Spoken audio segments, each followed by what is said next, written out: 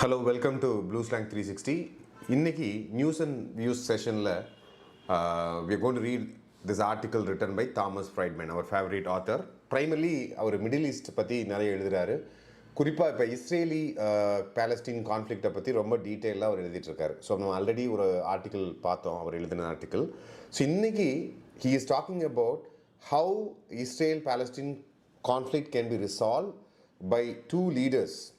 One is the US President, Joe Biden, and another leader he is talking about is the Saudi Arabia's Prince, M.B.S. So let's read this article, learn words, also discuss about the context.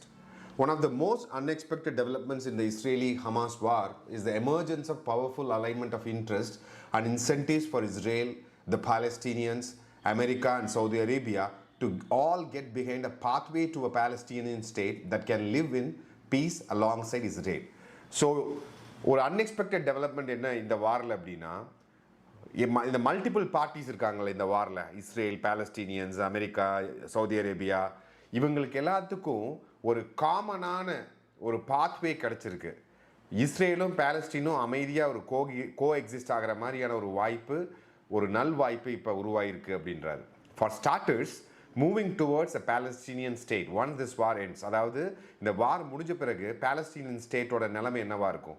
இஸ்ரேலோட current லீடர்ஷிப்க்கு அதை பற்றின ஐடியாவே இல்லை. காசா, west bank எல்லாம் occupy பண்ணி அதை எப்படி manage பண்ணுறது, அங்கே இருக்கிற மக்களை எப்படி நீங்கள் நிர்வாகப்படுத்துவீங்க?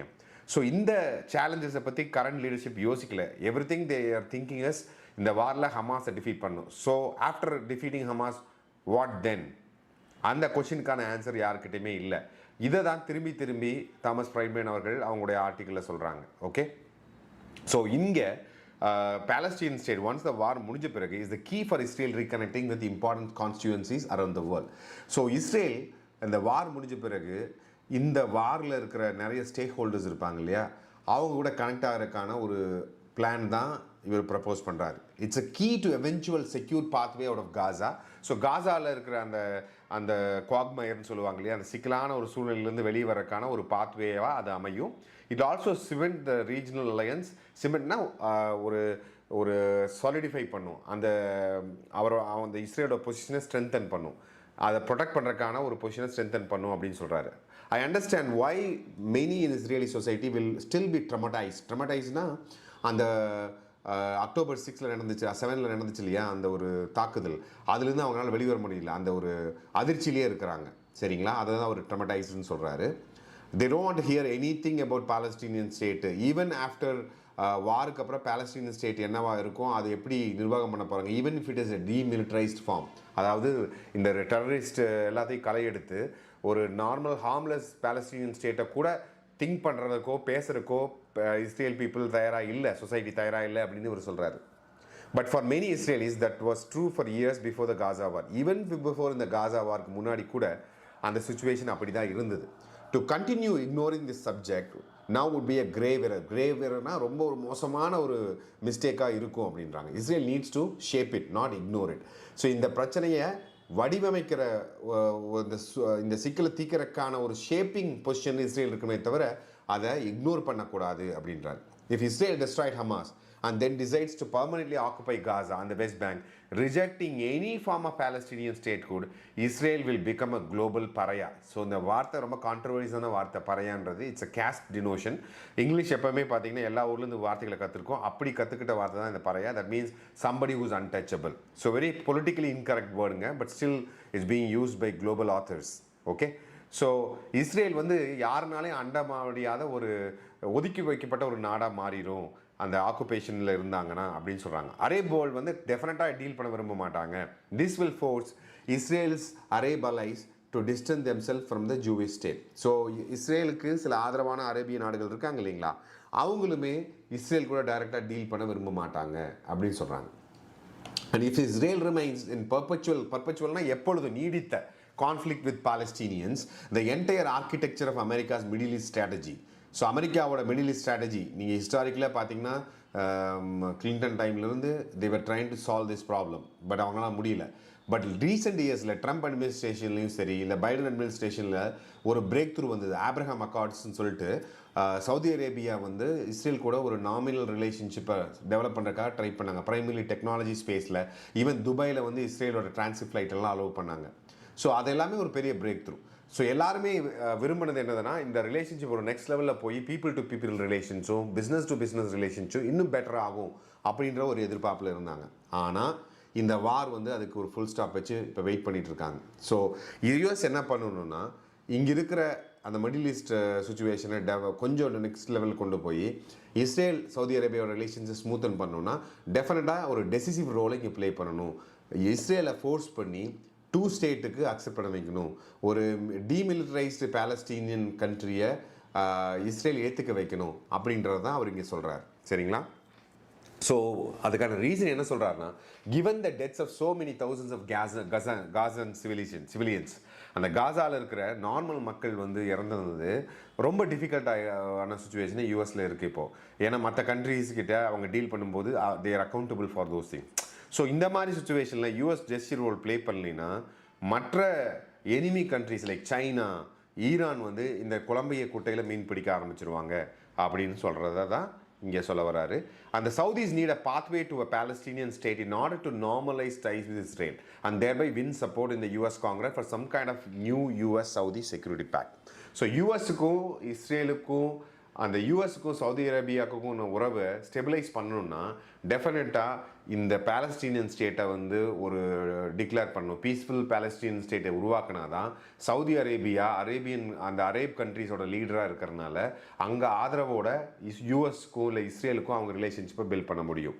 அது கண்டிப்பாக பண்ண வேண்டிய ஒரு விஷயம்னு சொல்கிறார். In short, more key players in the Middle East need movement toward demilitarized Palestinian state today than at any time that I can remember. Definitely, அந்த பாயிண்ட் reinforce பண்ணுறாரு. Most of the Palestinians for whom this movement offers, so Palestinian civilians இருப்பாங்களே, normal மக்கள், அவங்களுக்கு ஒரு சுதந்திரமான நாடு, அமைதியான நாடு இஸ்ரேலுக்கு பக்கத்தில் ஒரு அமையறக்கான ஒரு வாய்ப்பு இந்த இடத்துல உருவாகிட்டு இருக்கு. To say that it will be incredibly hard to achieve doesn't begin to address the complexities. இது கஷ்டம்தான், ஆனால் அதில் நிறைய காம்ப்ளெக்சிட்டிஸ் இருக்குது. டெஃபினட்டாக பாலஸ்டீனியன்ஸ் ஒரு ரோல் ப்ளே பண்ண வேண்டிய கட்டாயத்தில் இருக்காங்க. அவங்க பெட்டர் இன்ஸ்டியூஷன் பில்ட் பண்ணணும், கரப்ஷன் இல்லாத இன்ஸ்டியூஷன் பில்ட் பண்ணணும், ஒரு நல்ல லீடர்ஸ் அங்கே உருவாக்கணும். அப்போ தான் வந்து ரமல்லாவில், வெஸ்ட் பெங்காலில் ஒரு லெஜிட்டிமேட் பாலஸ்டீனியன் அத்தாரிட்டி உருவாகும். ஸோ அதே நேரத்தில் இவர் சொல்கிறார், ஐ ஹவ் நோ illusions. எனக்கு வந்து ஒரு கற்பனைகள்லாம் கிடையாது. There are 2 key players who do not want this to happen. இந்த சுச்சுவேஷனை சால்வ் பண்ண விரும்பாத 2 பிளேயர் யாருன்னா, ஒன்று ஹமாஸ், பாலஸ்டீனியன் சைடு டெரரிஸ்டாக இருக்கவங்க, இன்னொரு சைடு இஸ்ரேலுடைய current prime minister Benjamin Netanyahu, அவரோட partners. They don't want this to happen because they want to keep this occupation. They want to keep Gaza under their direct control. They want to even expand the Jewish settlements in Gaza and West Bank. So இதுக்கு இருக்கிற difficulty அப்படின்னு சொல்கிறார். I have learn anything since starting. இந்த காலம் 1995 எழுத ஆரம்பித்ததுலேருந்து அவர் என்ன கற்றுக்கிட்டாருன்னா, ஹமாஸோ நெத்தன்யாகுவோ they can never be partners for Palestinian state. You know, they will always want extremist position. In fact, Hamas and Netanyahu would want the same scene. This is a very grave accusation he is making. So இவர் ஒரு flashback போகிறார். 2002 Saudi அரேபியாவோட பிரின்ஸாக இருந்த அப்துல்லா பின் அப்துல் அசீஸை வந்து meet பண்ணும்போது இந்த மாதிரியான ஒரு ப்ரப்போசலாக அவர் சொல்லியிருந்திருக்கார். அப்போவே அந்த 9/11 அட்டாக்கோட அந்த ஷேடோவில் வந்து பார்த்திங்கன்னா நிறைய சவுதி அரேபியன்ஸ் இன்வால்வ் ஆகியிருந்தாங்க. அந்த டைமில் சவுதி அரேபியாவுக்கு ரொம்ப ஒரு கட்டாய சூழ்நிலை இருந்துச்சு, ஏதாவது ஒன்று பண்ணி மறுபடியும் யூஎஸோட குட் புக்ஸில் அவங்க வரணுன்ட்டு. ஸோ அந்த டைமில் they're trying to extend an olive leaf to Israel problem. So Israel கூட லெஜிட்டிமசி கொண்டு வரணும் அப்படின்னு சொல்லி அப்துல் அசீஸ் பண்ணாங்க. பட் அன்ஃபார்ச்சுனேட்டாக என்னாச்சுன்னா, அந்த டைமில் கூட இஸ்ரேலில் ஒரு இடத்துல ஹமாஸ் வந்து ஒரு பாம் பிளாஸ்ட் பண்ணி நிறைய பேரை கொன்று அந்த பீஸ் டீலை மறுபடியும் ஒரு டீரெயில் பண்ணாங்க. So whenever there is a normalcy, there is a hope for normalcy, you have Hamas playing a wreck and also even sometimes Israel playing a ரெக்.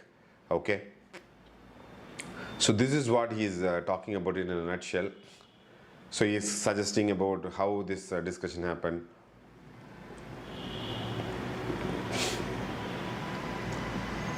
So essentially the entire article is discussing about how this could be the way forward, how Biden should take this forward to make a pan-Arab initiative to bring all the Arabian countries under one umbrella to make a peace deal with Israel so that Palestinian people can live in peace and this war will come to an end. So this is what he is proposing. He is saying Biden should take control of the narrative and force Netanyahu to cooperate with Palestinians.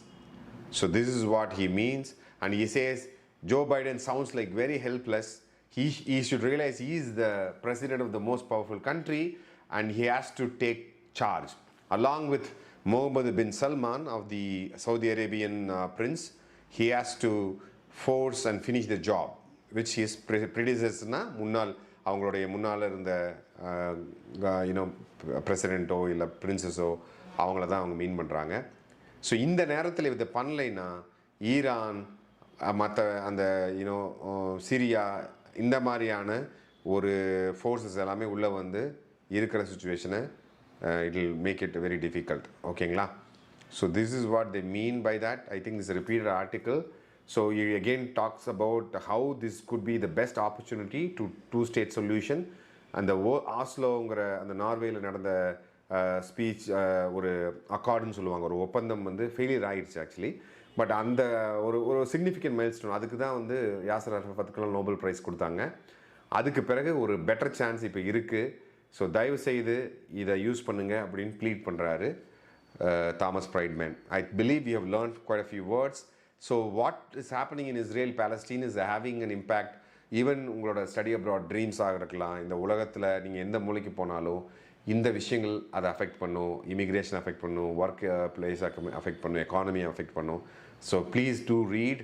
It is important to have some understanding of what's happening around. So we'll meet in another video. Till then, it's goodbye from Blue Slang 360. Thank you so much.